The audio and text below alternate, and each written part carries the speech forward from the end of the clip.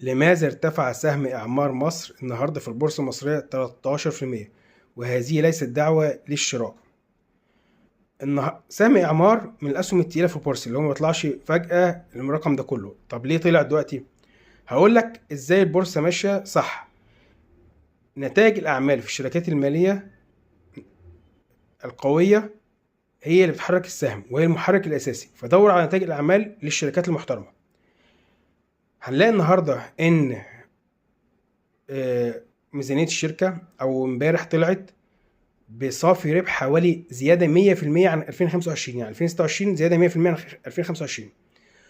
وكذلك نسبة أو ربحية السهم زادت بمعدل حوالي 100% أو أكتر، حوالي 130 أو 140%. معنى كده إن السهم بقى واعد جدا وفرصة استثمارية أفضل، وقيمته بقت أفضل بكتير. عايز أقول لك إن قيمة السهم من حوالي سنة في نفس التاريخ كانت حوالي 10 جنيه. النهاردة الشركة بتحقق صافي أرباح الضعف مع الإعلان عن مشاريع جاية قادمة أفضل. معنى كده إن السهم ده مرشح للزيادة، يمكن يوصل ضعف ثمنه دلوقتي.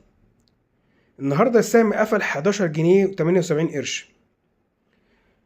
من حوالي شهر شركة دبي القابضة الزراعي الاستثماري لحكومة دبي اشترت نسبة في الشركة وصلت ل 30%، وبقت ليها حصة كبيرة.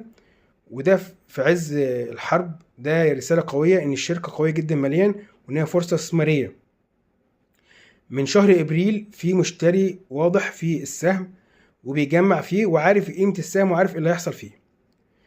عشان تشتغل في بورصة صح، دور على نتائج الأعمال للشركات المالية المحترمة. بالتوفيق جميعا إن شاء الله. السلام عليكم.